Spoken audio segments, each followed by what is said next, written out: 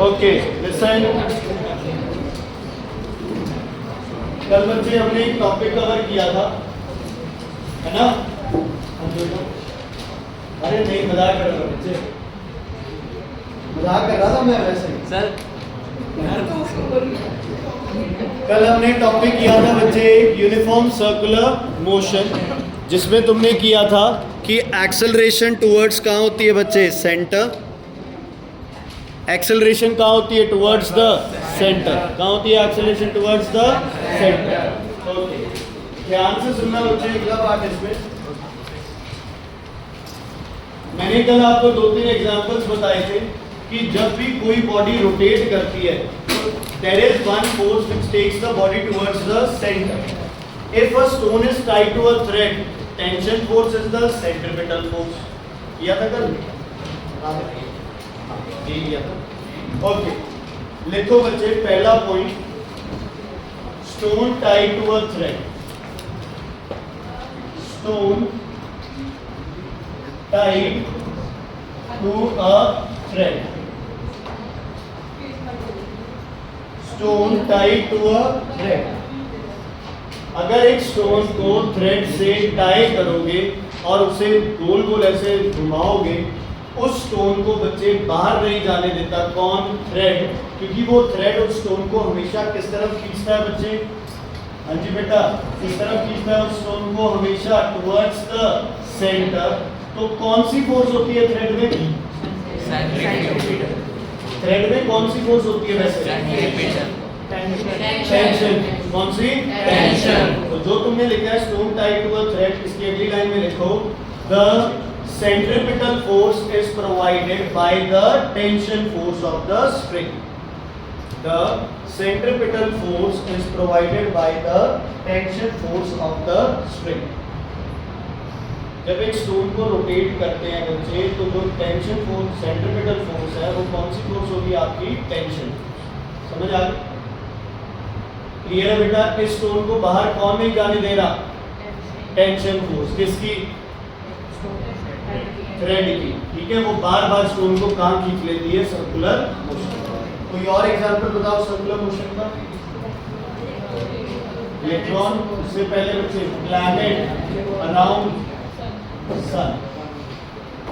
Planet around सन।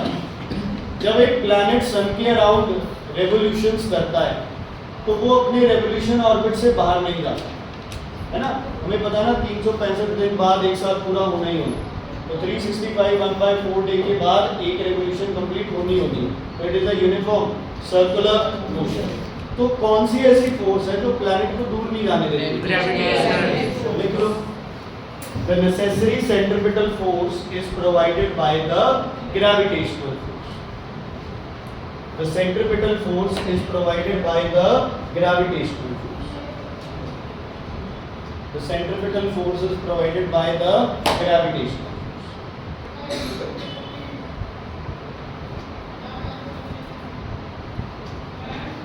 ठीक है? By the gravitational. Electron revolving around the nucleus, इसमें भी सेम है। लिखो कौन सी फोर्स होगी बच्चे? इलेक्ट्रोस्टैटिक, है ना? तो इसमें centripetal force will be electrostatic force of attraction. Electrostatic force of attraction. Electrostatic force of attraction.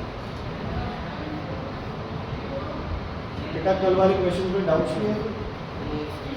तो क्वेश्चन है तो भगवान को याद है।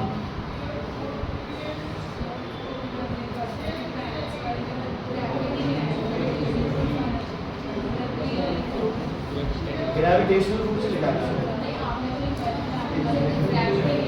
बेटा। Gravity is not a force. हम क्या कहते हैं? Force of gravity. या तो फोर्स ऑफ ग्रेविटी लिखो या ग्रेविटेशनल फोर्स। ग्रेविटी तो एक प्रॉपर्टी है बॉडी की, दूसरे को अट्रैक्ट वो नहीं। जैसे ग्रेविटी की वजह से फोर्स होती है, ग्रेविटी की वजह से एक्सेलरेशन होती है, तो वो एक्सेलरेशन ड्यू टू ग्रेविटी है, एक force due to gravity. Weight is not gravity, weight is gravitational force, force of. Clear है बच्चे? ठीक है, ओके। सुनो ध्यान से, जब एक बॉडी रोटेट कर रही है, रेवोल्यूशंस कर रही है, तो सेंटर की तरफ कौन लग रही है? फोर्स। क्या नाम है उसका? Centripetal force. तो अगर पूछ लिया जाए कि एक यूनिफॉर्म सर्कुलर मोशन में फोर्स की डायरेक्शन किधर होती है, तो क्या बोलोगे? Towards the centre, towards the centre. अच्छा, एक्सेलरेशन की डायरेक्शन क्या होगी? अच्छा, पहले बताओ एक्सेलरेशन कितनी होगी? यूनिफॉर्म मोशन है, एक्सेलरेशन की वैल्यू कितनी होगी? जीरो। एक्सेलरेशन की वैल्यू क्या होनी चाहिए? जीरो, क्योंकि स्पीड और वेलोसिटी मैग्नीट्यूड क्या है? कांस्टेंट। लेकिन वेलोसिटी की डायरेक्शन बार-बार क्या हो रही थी बच्चे? क्या हो रही थी बार-बार? चेंज। तो यहाँ एक्सेलरेशन इधर है, यहाँ इधर है, यहाँ इधर है, यहाँ इधर है, यहाँ इधर। एक्सेलरेशन वैल्यू क्या होगी? जीरो। लेकिन आप क्या लिखोगे? Acceleration is variable because direction is, हाँ जी, डायरेक्शन इज चेंजिंग। किसी भी पॉइंट पे डायरेक्शन किधर होगी बच्चे? Towards centre. Okay, uniform circular motion में स्पीड क्या होती है जनाब? कांस्टेंट। वेलोसिटी का मैग्नीट्यूड क्या होता है? कांस्टेंट। डायरेक्शन क्या होती है? वेरिएबल। कहाँ होती है डायरेक्शन? हमेशा टेंजेंशियल, हमेशा टेंजेंशियल। फोर्स किधर होती है? Towards the centre. Acceleration towards the centre. Acceleration की वैल्यू क्या होगी? जीरो। वेरिएबल होगी, कांस्टेंट होगी? वेरिएबल, क्योंकि उसकी डायरेक्शन हमेशा क्या होती रहेगी? चेंज। हमेशा किधर होगी डायरेक्शन? Towards the centre. एक चीज दिमाग में बिठा लो, जिधर फोर्स होगी ना, एक्सेलरेशन की डायरेक्शन उधर ही होगी। ये F = m × a। Second law Newton का याद है?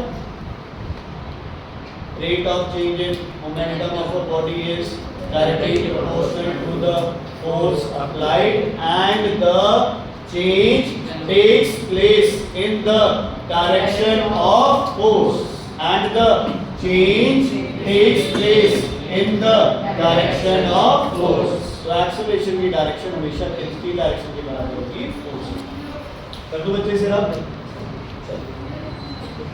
कोई चीज घूम रही है, अंदर की तरफ सेंट्रीपिटल फोर्स लेके आ रही है। अच्छा, वो जाना बाहर चाहती है, क्यों?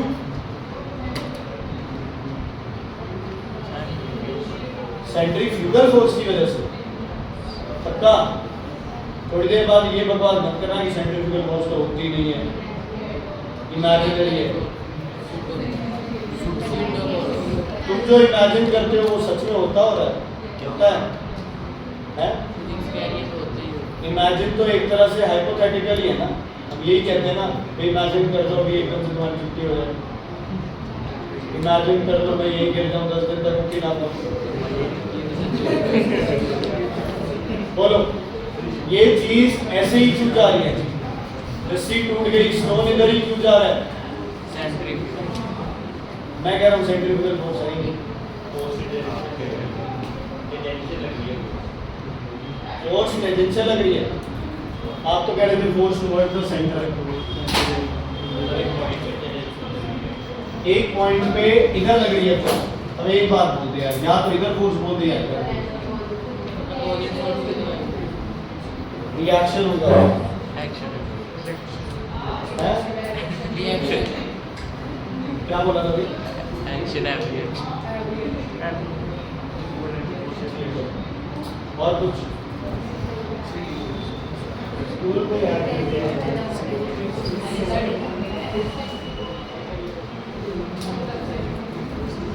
एक फोर्स थी जो बॉडी को सर्कुलर मोशन में रख रही थी।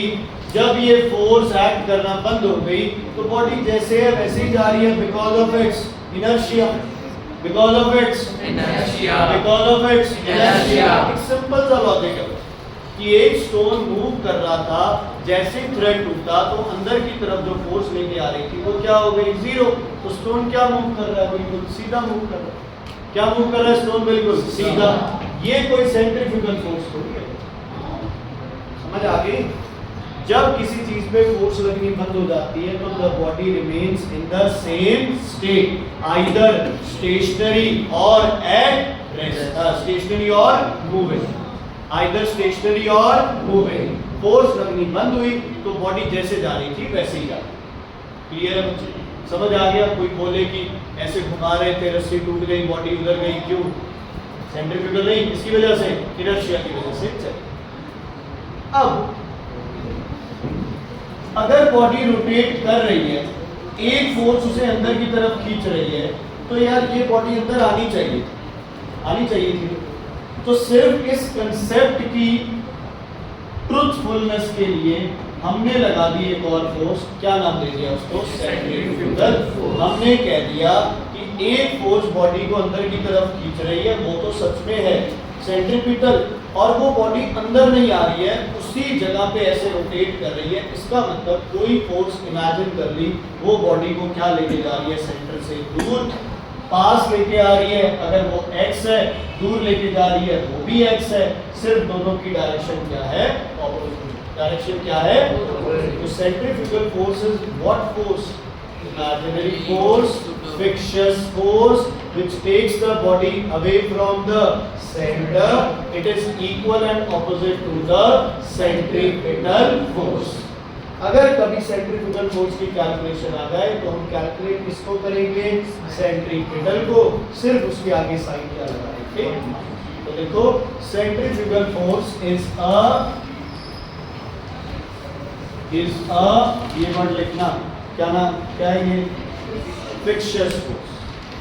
फिक्शियस मतलब इमेजिनरी। मूवीज आती है तो लिखा होता है ना, this is work of fiction. Centrifugal force is a fictitious force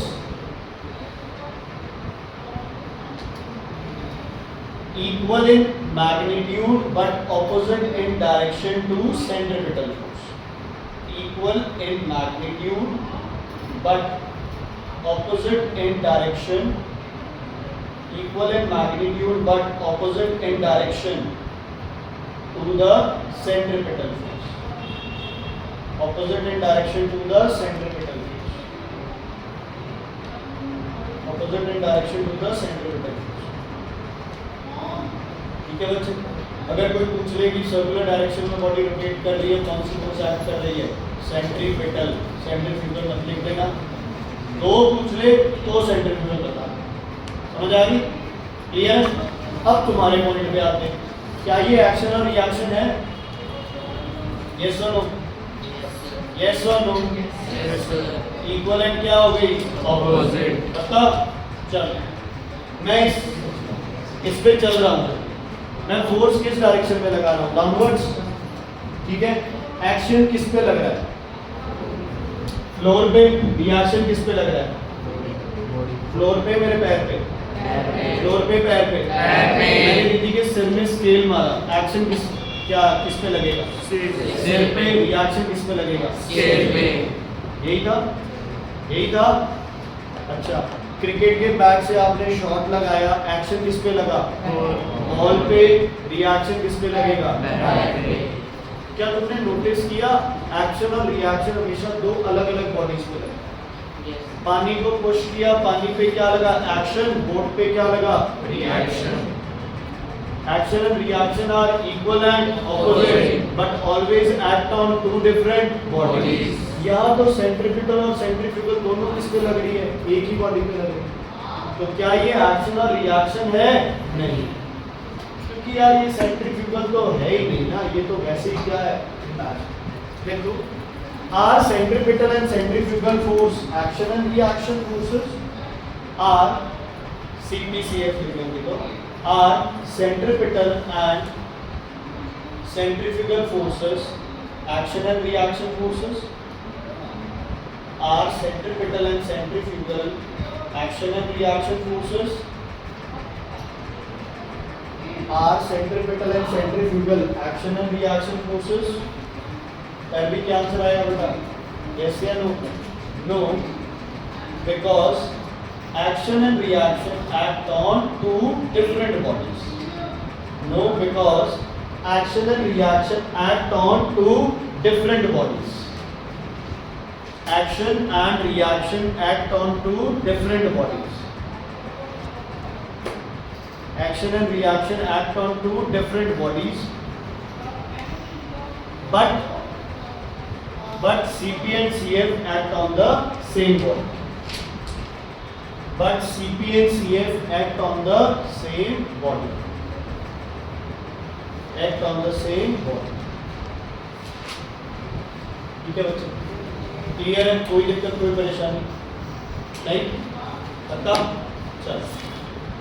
Vineet और रिदम बस से कहीं पे जा रहे हैं। बस की स्पीड है 80 किलोमीटर पर आवर। ठीक है? भव्य कहीं बीच में खड़ा था बच्चे, उसने देखा, उसने विनीत को फोन किया और विनीत को बोला कि यार रिदम 80 किलोमीटर पर आवर की स्पीड से कहाँ जा रहा है। विनीत कहता है कि तुझे सपने आ रहे हैं क्या? रिदम तो मेरे आगे बैठा है, बिल्कुल जीरो की स्पीड पे बैठा है, यहाँ पे 80 किलोमीटर पर आवर की स्पीड से चल ही नहीं रहा। भव्य कहता है नहीं, मैंने खुद देखा है रिदम को 80 किलोमीटर पर आवर की स्पीड से चलते। कौन सही है? दोनों सही है। सिचुएशन पे डिपेंड करता है कि आप सिचुएशन को कैसे एनालाइज करते हैं। For a person who is sitting in a bus, both of them are travelling at the same speed, तो एक दूसरे को वो किस पे लगेंगे? रेस्ट। किस पे लगेंगे? रेस्ट पे। वो आराम से उस गाड़ी के अंदर कैच भी बच्चे खेल सकते हैं, बॉल कोई आगे पीछे नहीं। लेकिन जो इंसान बाहर खड़ा है उसके लिए वो दोनों किस पे जा रहे हैं? एक पर्टिकुलर स्पीड पे जा रहे हैं। ठीक है? अच्छा, अगर फिर भी दोनों में से एक को ज्यादा सच्चा मानना हो तो कौन होगा? भव्या या विनीत? कहीं ना कहीं इसमें भव्या सही है, क्योंकि एक्चुअल में ही रिदम की स्पीड से जा रहा है बच्चे 80 किलोमीटर पर आवर से, लेकिन फिर भी है कि चलो विनीत के हिसाब से वो रेस्ट। एक टॉपिक है बच्चे मैरी गो राउंड, आज तक कभी नहीं आया ये टॉपिक, मैंने तो कभी नहीं देखा इसको पेपर में आते हुए, बट यार फिर भी ये है सिलेबस में, हमारे बुक में भी है शायद। करवाएं छोड़ दें इस टॉपिक को? तो मैं बता देता हूँ इस टॉपिक, ध्यान से सुनो, ध्यान से सुनो। मैरी गो राउंड बच्चे वो झूला है जिसके सेंटर में क्या होता है? एक पिलर होता है और साइड में बैठने की जगह होती है, या तो एक सिंगल सीट जैसे होती है राउंड, या फिर हाथी घोड़े होते हैं उस पर बैठ के और वो घूमता रोटेट होता है। ठीक है बच्चे? Is it clear? मान लो मैरी गो राउंड के सेंटर पे सीजर खड़ी है यहाँ पे, और जो ठीक है, जो बच्चे ये राउंड है यहां पे एशवी, ठीक है, और बाहर बच्चे मान लो विच्छी बाहर में, ठीक है, सेटअप समझ आ गया। मैरी गो राउंड को ऑन कर दिया, ठीक, दोनों बिल्कुल एक दूसरे के सामने थे, बिल्कुल एक दूसरे के क्या थे? सामने। हैवी ओवर एक्साइटेड हो गए, सच में थोड़ी बैठे हुए हैं, ठीक है।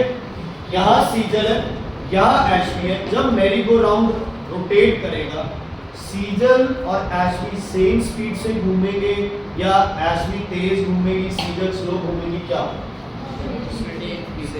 एशवी क्या करेगी? तेज घूमना पड़ेगा, सीजल स्लो घूमेगी, क्योंकि सीजल को तो सिर्फ ऐसे घूमना है, एशवी को पूरा टर्न ले। समझ आ गई? लेकिन किसी भी पॉइंट ऑफ टाइम पे सीजल के बिल्कुल सामने कौन रहेगी? Ashvi. For Ashvi Sejal is at rest, for Sejal Ashvi is at rest, because both of them they are exactly in front of each other. दोनों की स्पीड अलग अलग होते हुए भी दोनों बिल्कुल एक दूसरे के क्या है? सामने। ट्विन सीजल को फोन करती है और कहती है सीजल तू तो बहुत धीरे धीरे मूव कर रही है और एशवी इतनी तेजी से मूव कर रही है। सीजल कहती है नहीं, हर मूवमेंट पे एशवी तो बिल्कुल मेरे सामने रही है। तो दोनों के अंदर क्या आ गया? Difference of opinion. अब बात करते हैं सीजल। सीजल कहती है कि जो एशवी है ये बाहर की तरफ नहीं जा रही, because there is a force which is called centripetal force which is attracting it towards the center। मान लो यहाँ रस्सी थी तो कौन सी फोर्स हो गई? Tension force. और सीजर ने दिमाग में एक और बात बिठा ली कि ये एशवी इधर नहीं आ रही है क्योंकि एक और ऑपोजिट फोर्स लग रही है जो इसे सेंटर से दूर लेके जा रही है, जो है centrifugal. Both forces are equal and opposite, तो जो जहां है वो वहीं पे है और दोनों क्या कर रहे हैं, रोटेट। ठीक है बच्चों, क्विंसी को लग रहा है कि जो एशवी है वो इधर आने की कोशिश करती है, लेकिन हर बार उसको अंदर की तरफ बच्चे खींच दिया जाता है, because there is a force which is called centripetal force. अगर सेंट्रीफ्यूगल होती तो क्विंसी कहती वो बॉडी क्या रहती, सीधी चलती रहती, ऐसे रोटेट ना करती। रोटेट कर रही है मतलब एक फोर्स है जो हर बार इसको यहां ले जाती है। अगर क्विंसी यहां खड़ी होगी तो बॉडी यहां आ रही थी, फिर अंदर चली गई, यहां है तो फिर अंदर चली गई। तो Quincy is experiencing only one force. What is that force? Centripetal. Caesar is experiencing only force two, that is centripetal as well as centrifugal. Practically देखा जाए तो तुम्हें पता है क्विंसी ज्यादा सही है। क्यों? क्योंकि ये तेज घूम रही है, ये स्लो घूम रही है, जो भी, but it depends upon the person who is in that situation. मान लो ये रस्सी टूट गई, सीजल अभी भी टर्न ले रही है, ठीक है, सीजल अभी भी क्या कर रही है, टर्न कर रही है। सीजल को ये एशवी अपने से क्या जाती दिखाई देगी, दूर, ठीक है। मान लो सीजल यहां थी, एशवी यहां थी, रस्सी टूट गई, एशवी जा तो सीधी रही है, लेकिन सीजल के हिसाब से एशवी क्या जा रही है, ऐसे दूर जा रही है। तो सीजल कहती है, देखा मैंने कहा था ना, कितनी फोर्सेस एक्ट कर रही हैं, दो। एक थी सेंट्रीपिटल, जो खत्म होते ही सिर्फ कौन सी फोर्स बची, सेंट्रीफ्यूगल, वो एशवी को मुझसे क्या लेती जा रही है, दूर। और क्विंसी क्या कहेगी, मैंने बोला था ना एक ही फोर्स है, कौन सी, सेंट्रीपिटल। जैसे ये फोर्स टूट गई, बॉडी जिस डायरेक्शन में थी उसी डायरेक्शन में क्या करने की कोशिश करेगी, मूव। ठीक है, तो मैरी गो राउंड एक ऐसी चीज बन जाती है, अगर आप उसका पार्ट हो तो आपकी ऑब्जर्वेशंस क्या होंगी, अलग। अगर आप उससे बाहर हो तो आपकी ऑब्जर्वेशंस क्या होंगी, तो लिखो, टॉपिक लिखो मैरी गो राउंड, और फर्स्ट पॉइंट लिखो इसमें, फॉर अ पर्सन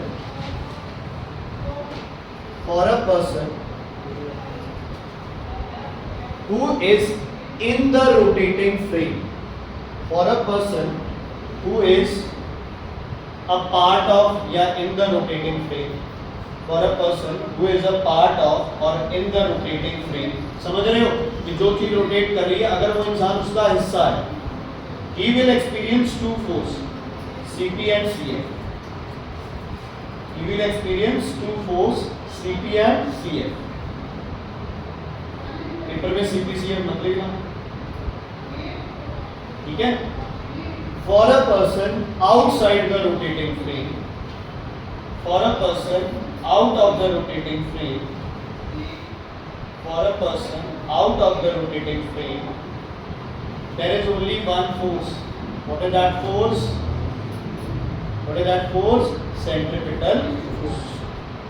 तो मतलब अगर वो फोर्स एक्ट नहीं कर रही है तो बॉडी सीधी आ गई, वो भी ठीक है, जो अंदर वाला है वो भी ठीक है, बॉडी दूर जा रही है तो सब। मतलब जो रोटेटिंग फ्रेम का हिस्सा होगा ना, वो रियलिटी से थोड़ा सा अलग हो जाएगा, क्योंकि यार उसके लिए जो चीज़ें अलग हो जाएंगी, तो सारा फ्रेम अलग हो जाएगा। जैसे आप धरती पे हैं तो अपने लिए सारी चीज़ें सिमिलर सी है, वही अगर आप बाहर किसी प्लैनेट से या धरती के बाहर जाके धरती को देखते हैं तो वो कुछ अलग दिखेगी। ठीक है बच्चों, क्लियर? कोई दिक्कत, कोई परेशानी? तो यहाँ आपका ये चैप्टर फोर्स पूरा होता है, ध्यान से समझते हैं। जिसमें तुम्हारा सबसे इंपॉर्टेंट टॉपिक मैं फिर से कह रहा हूँ, सेंटर ऑफ ग्रेविटी बनता है। जिस साइड मास ज़्यादा होगा, सेंटर ऑफ ग्रेविटी भी आपका क्या होगा, उसी साइड शिफ्ट। क्या होगा, उसी साइड शिफ्ट। ठीक है बच्चे, क्लियर है? कोई दिक्कत, कोई परेशानी नहीं? ओके, डाउट्स बोल कर गया बोला, बोल दो।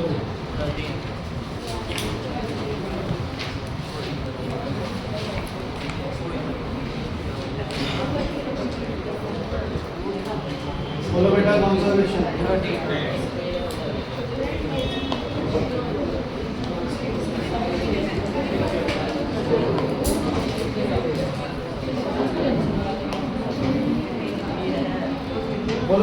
12th किसका डाउट है? क्या होगा 12th क्वेश्चन में? पहला पार्ट हो गया। सुनो 12th क्वेश्चन जनाब निशान, आपके पास एक मीटर स्केल है, 0 से कितना होगा बच्चे? 150। मीटर स्केल का वजन कितना है? 100। कहाँ पे ऐड करेगा? 50 पे। बैलेंस कितने पे किया? 40 पे। अब आपको एक अननोन मास लगाना है, कितने पे? 20 पे। कितने पे? 20 पे। तो 20 पे हम लोग एक अननोन मास लगाएंगे m। क्या बनेगी equation? m into 20 equals to 100 into 10। m की वैल्यू आ जाएगी 50। हो गया पहला पार्ट, पहला ही हुआ। अब सेकेंड पार्ट पे आते हैं। सब कुछ रब कर दो दोबारा। सेम स्केल है, 0 से 100, 50 पे इसका सेंटर, कितना मास? 100, 40 पे क्या है? पाइवट। अब जो वजन था वो 20 की जगह कितने पे रखना है? 10 पे। चलो 10 पे रख देते हैं, लेकिन इसकी वैल्यू आ गई अपने पास, कितनी है वैल्यू? 50। कितनी आ गई? 50। तो अब क्या करेंगे बोलो? 50 into 30 equals to 1500, 100 into 10 equals to 1000। तो क्या स्केल बैलेंस रहेगा? नहीं रहेगा। ठीक है, ये कौन सा है? Anti clockwise. ये कौन सा है? क्लॉकवाइज। तो कितना होगा net movement? 500 in which direction? Anti clockwise. हो गया। अब वो कह रहा है how can it be balanced again? कितने का डिफरेंस आया? 500 का। किधर वाली साइड? लेफ्ट वाली साइड। तो इधर एक वेट और रख दें, पता नहीं किस डिस्टेंस पे। तो डिस्टेंस कितना आ गया? 10 सेंटीमीटर। मतलब 40 से कितने सेंटीमीटर पे? 10 सेंटीमीटर। नहीं सॉरी, किधर? 40 से कितने सेंटीमीटर पे? 10 सेंटीमीटर। तो किस पॉइंट पे आ जाएगा? 50। ठीक समझ आया? डिफरेंस कितना है? 500। ये समझ आ गया? इस डिफरेंस को कवर कौन करेगा? ये वाला 8 अकेला करता है या डिस्टेंस की मल्टीप्लिकेशन? तो डिफरेंस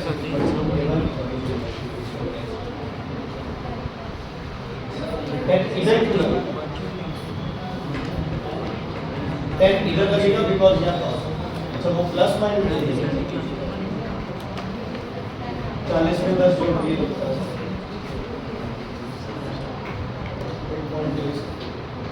हाँ जी बच्चे, और कोई क्वेश्चन?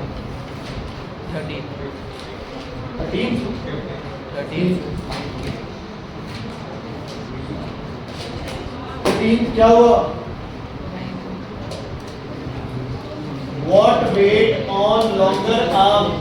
अगर शॉर्टर आर्म पे कितना रखा हुआ है? 100। नहीं है पीछे बता रहा हूँ। 13 ग्राम था बच्चे। 13 किसका डाउट था? हो गया या नहीं समझ आया?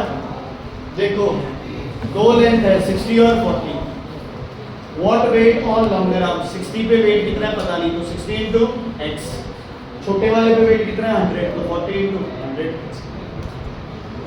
ठीक है, ओके। 15th क्वेश्चन बेटा, हाफ मीटर रूल। भावेक 0 से 50, सेंटर कितने पे? 25, पाइवट कितने पे है? 29। ठीक है मैंने? ओके, बताओ 20 ग्राम मास किधर लगाऊं? 50 पे लगाऊं या 0 पे?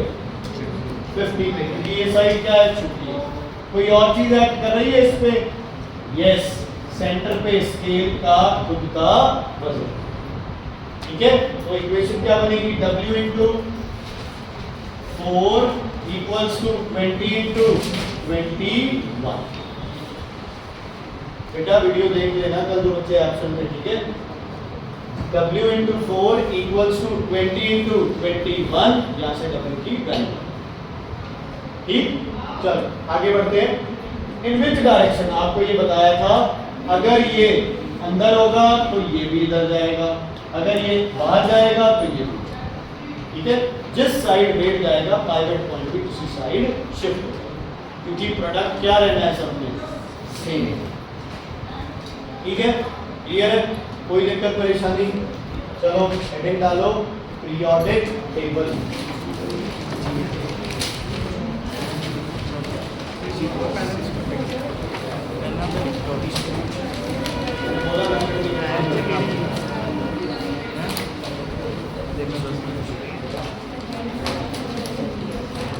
टॉपिक्स लिखो पीरियोडिक टेबल।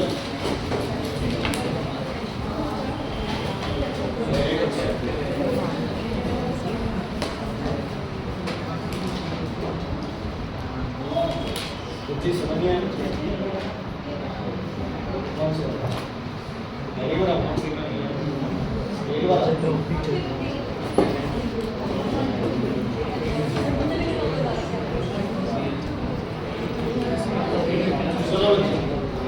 इससे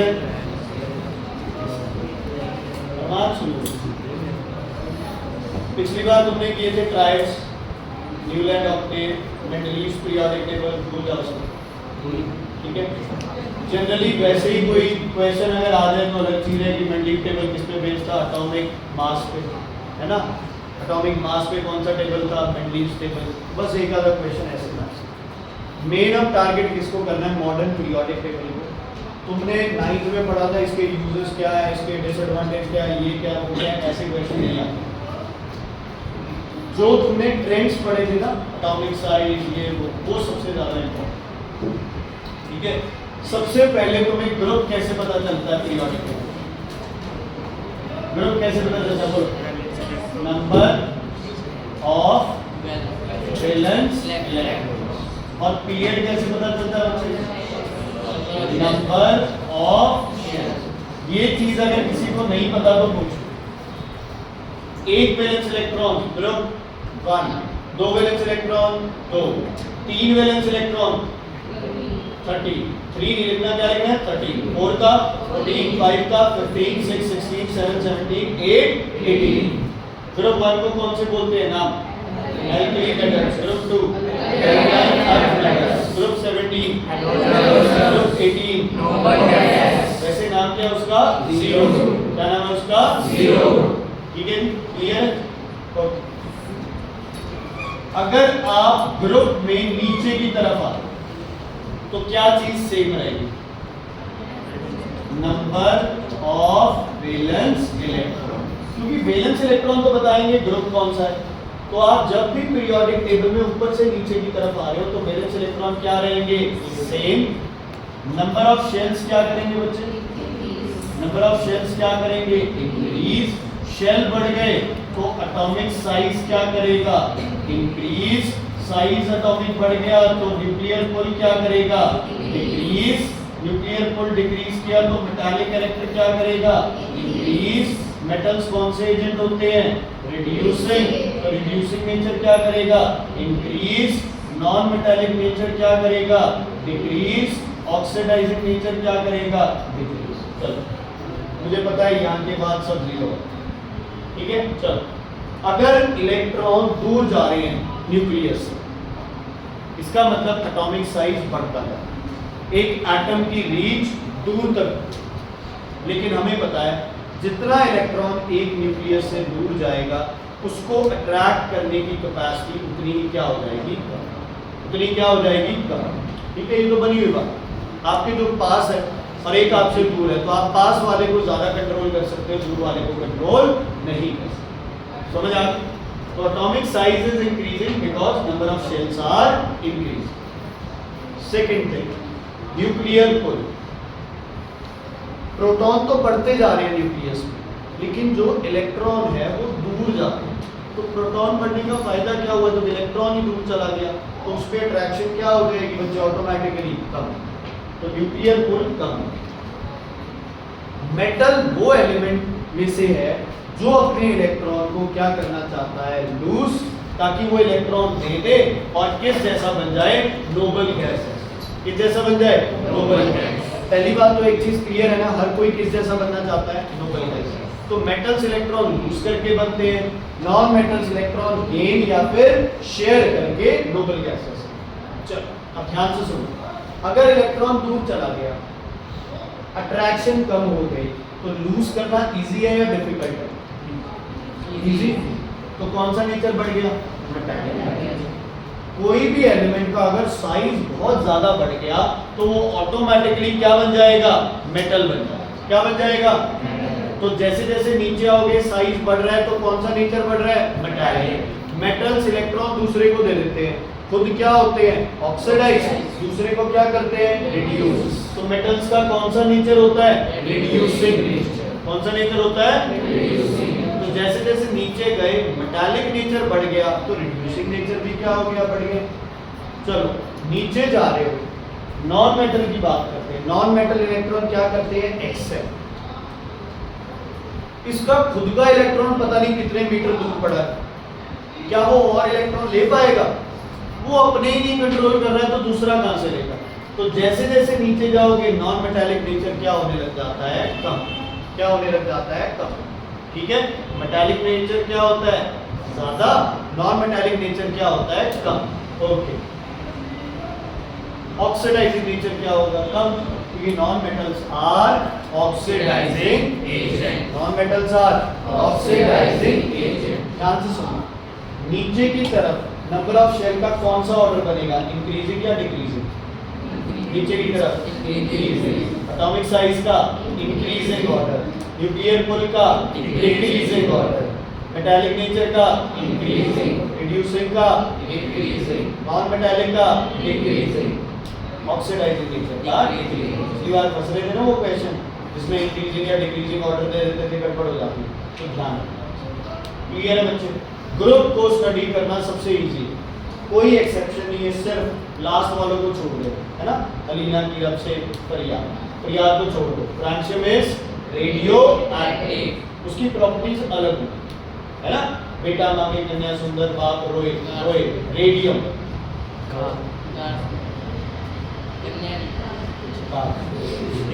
कार सुंदर सुंदर कन्या। नीचे क्या आ गया बच्चे, रोए, radium, radium is radio active.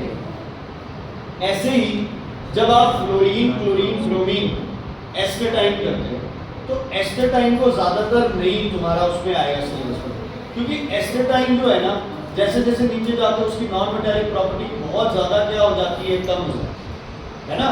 तो आपका ग्रुप 17 को क्या बोलते हैं, नॉन मेटल। नीचे जा रहे हो तो प्रॉपर्टी क्या हो रही है, कम, इसलिए ज्यादातर केसेस में एस्टेटाइन को भी आप क्या कर देते हैं, इग्नोर। समझ आ गई बच्चे? ओके, इसके बाद अगली चीज जो आप कर रहे हैं वो कर रहे हैं बेटा पीरियड्स, मतलब नंबर ऑफ, क्या पढ़ रहे हैं बच्चे हम लोग, नंबर ऑफ शेल्स। ठीक है, इधर जाते हो तो नंबर ऑफ शेल्स क्या रहते हैं बच्चे, सेम। मतलब पहला है अगर 2 1, दूसरा 2 2, तीसरा 2 3, चौथा 2 4, 2 5, 2 6, 2 7। बेटा प्लीज मेरी रिक्वेस्ट है ध्यान से सुनना जो भी मैं बता रहा हूँ।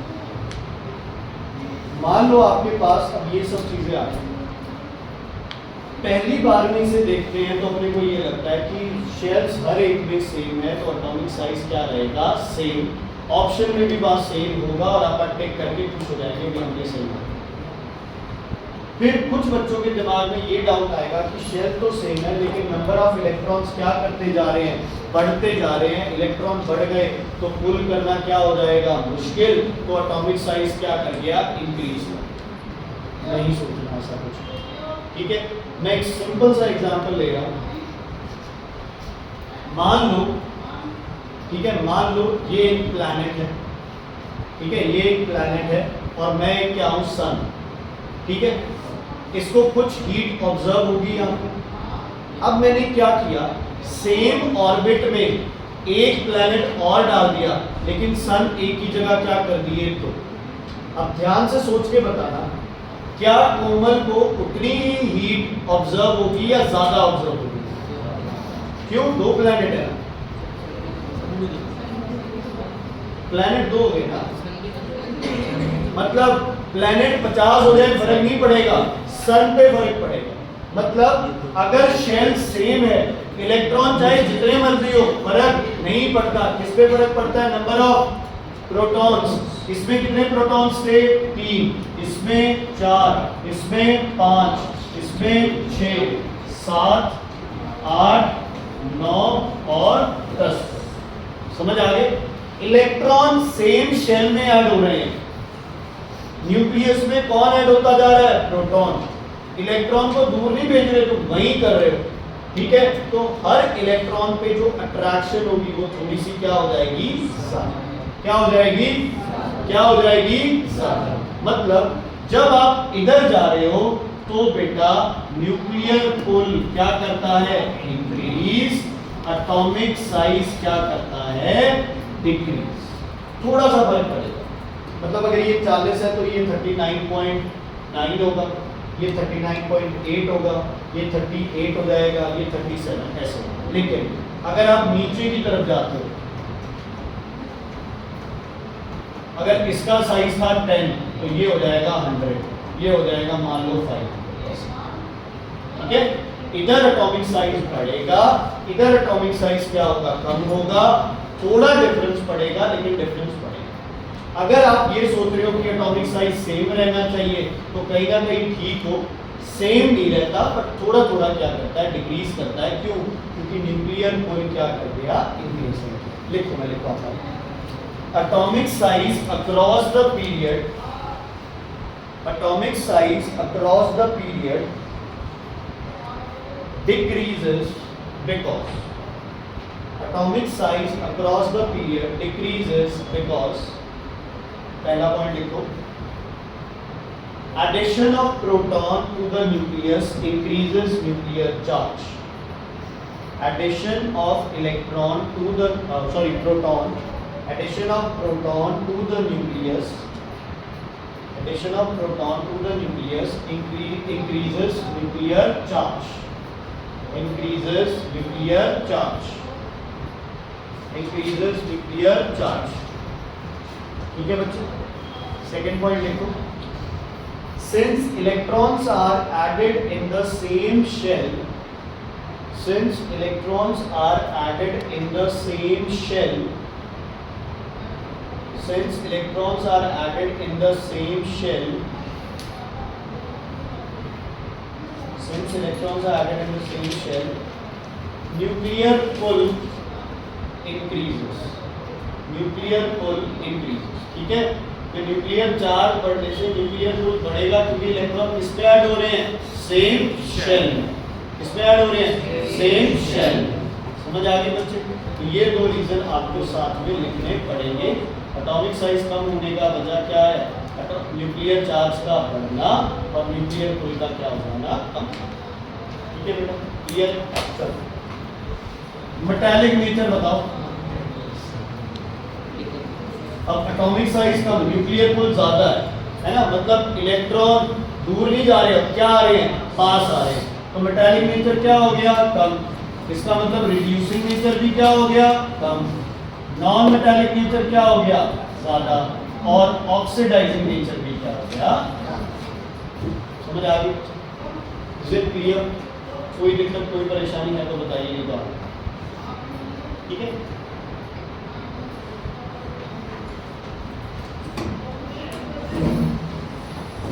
ये कैसे होगा, कब होगा, क्यों होगा, जो भी आप बता सकते हैं। इलेक्ट्रॉन क्या किया इसने? सर चाबी। इलेक्ट्रॉन क्या किया इसने? लूज या गेन? लूज या गेन? कुछ तो रहेगा, देखेंगे। लूज करेगा, गेन करेगा? लूज करेगा पक्का। मैं चाहे यहाँ इलेक्ट्रॉन लिख दूं या फिर यहाँ इलेक्ट्रॉन लिख दूं, कोई दिक्कत तो नहीं है। इधर लिखूंगा तो क्या लिखना पड़ेगा? माइनस। उधर लिखेंगे तो क्या लिखना पड़ेगा? प्लस, है ना? तो चाहे तो आप बोलो कि x से एक इलेक्ट्रॉन निकल के x पॉजिटिव बन गया, और चाहे ये बोलो कि x ने x पॉजिटिव बनाया और साथ में एक इलेक्ट्रॉन निकल गया। क्या मेटल से ऐसे ही इलेक्ट्रॉन निकाल सकते हैं? किसी भी, मान लो तुम्हारी उंगली ऐसे तोड़ के दूर कर ली, तो क्या एनर्जी देनी पड़ेगी? यस और नो? इलेक्ट्रॉन किसका पार्ट था? मेटल का। उसको आप मेटल से क्या कर रहे हैं? दूर कर रहे हैं। नो डाउट वो इलेक्ट्रॉन देना चाहता है, बट स्टिल एनर्जी तो देनी पड़ेगी। किसी भी एलिमेंट को आपको क्या करनी पड़ती है? एनर्जी। क्या करनी पड़ती है? एनर्जी देनी पड़ती है अगर उस एटम को क्या बनाना है बच्चे आपने, कैटायन। क्या बनाना है आपने, कैटायन। और इस एनर्जी को बोलते हैं हम लोग आयनाइजेशन, आयनाइजेशन एनर्जी, या फिर बोलते हैं आयनाइजेशन पोटेंशियल। हेडिंग डालो आयनाइजेशन पोटेंशियल, बस इसकी डेफिनेशन लिखो, आयनाइजेशन पोटेंशियल। हेडिंग डालो आयनाइजेशन पोटेंशियल।